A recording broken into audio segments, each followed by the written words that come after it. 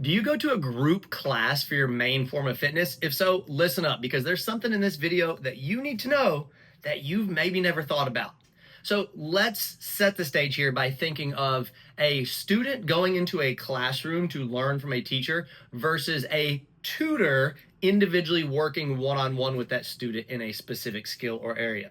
Now, if you're in a classroom with a teacher, then there's going to be some instructions, some guidance, and some homework.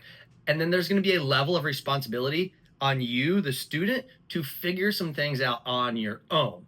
You've got the guide and the instructions, but you still are kind of left to your own devices to figure something out. Now, the student who has a tutor one-on-one is going to be working with that tutor constantly back and forth, asking questions, answering questions, thinking, so on and so forth, to figure things out. So there's a lot more individual attention. So the student with the tutor, they don't have to know as much on their own. They don't have that level of responsibility because the tutor is there to help them. So now going back to the group class, it doesn't matter what form of group class you do. Let's just envision there's 8, 10, 12, maybe even 20 people in a setting where they're all there to work out together, even though the workout's kind of individual, and there's a coach guiding them on what to do.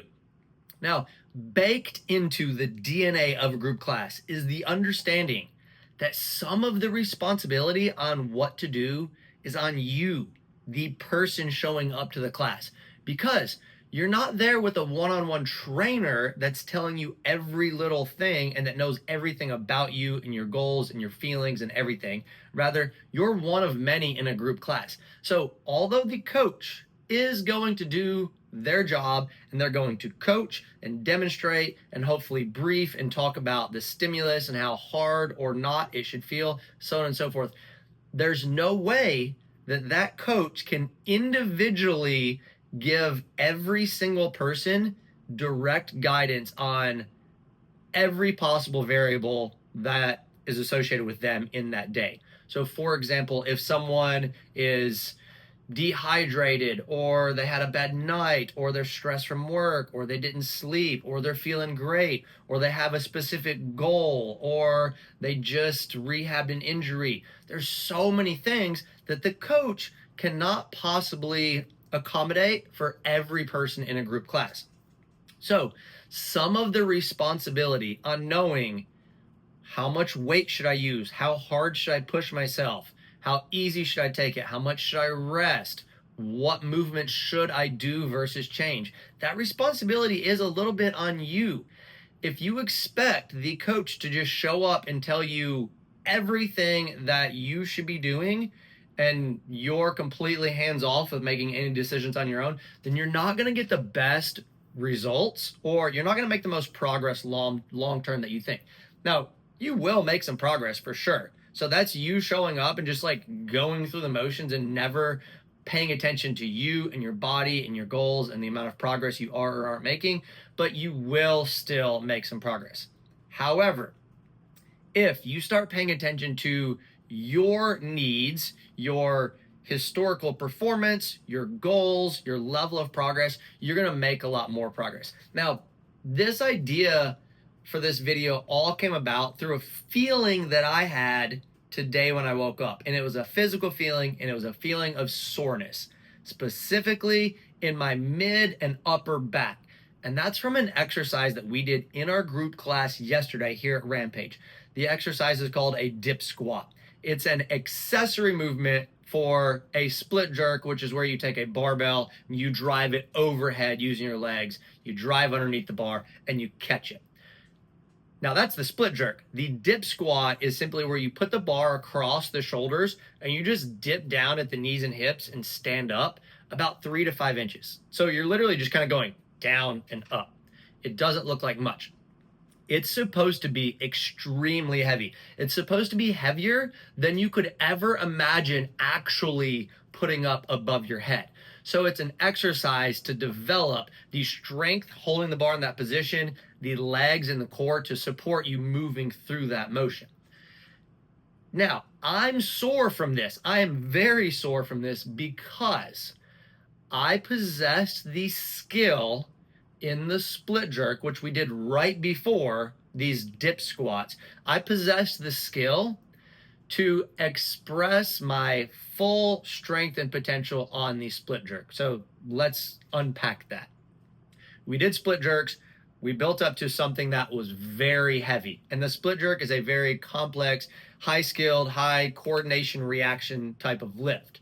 So we built up to something very heavy, and then we said take 110% of that number and put that on your barbell to do these dip squats. Well, if you were able to truly express how strong you are on the split jerk because you had a high enough level of skill to do so, then 110% would feel like a really hard and challenging weight. So much so that I didn't want to do more than one set of it, because putting that bar really heavy across my shoulders and dipping and standing was terribly uncomfortable, and it was so challenging.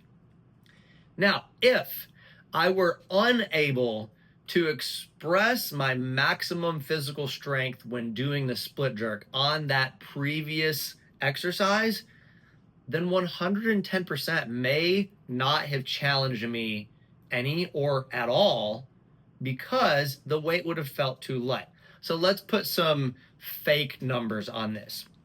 Let's hypothetically say we could take a person and we know their strength ability or their strength potential on a split jerk because we know how strong they are when they squat, when they press, when they do a bunch of other like not complicated lifts. So we can say, okay, this person's potential on the split jerk is, let's call it 200 pounds. That's if they could express their full potential. However, let's say this person just doesn't have the skill of the split jerk. Maybe they're a beginner. So although they physically are strong enough, they're not coordinated in that skill. So when they go to do this exercise, they're only able to get up to 135 pounds. Okay? So again, they have the potential to do 200, but they only get up to 135. All right? So they do that. Then the coach says, all right, guys, whatever you did on the split jerk, I want you to take 110% and I want you to put that on the bar, with the idea of this 110% is going to be heavier than you just split jerk. So it's going to overload the system. It's going to be very challenging, and it's going to strengthen the legs and the core and the front rack support position. Well, in this case, this person that has the potential to do 200 should be doing more than 200 on the dip squat. That's the purpose. However, given that they only did 135, if they take 110% of that, which I don't know what the math is, but let's just assume it's 15 pounds, and they put 150 on the bar, and then they go to do these dip squats with 150, it's not going to feel that heavy. They're just going to kind of go through the motions and do it. So, getting back to the point of the video, it's their responsibility to realize, hey, this exercise doesn't feel heavy. Now, maybe they don't understand the exact nuance as to why that we just explained with the skill or the lack of skill. But if they understand the coach is saying, like, this is supposed to feel really hard, it's supposed to feel like more than you could ever put above your head, it should be challenging to get through all 3 reps.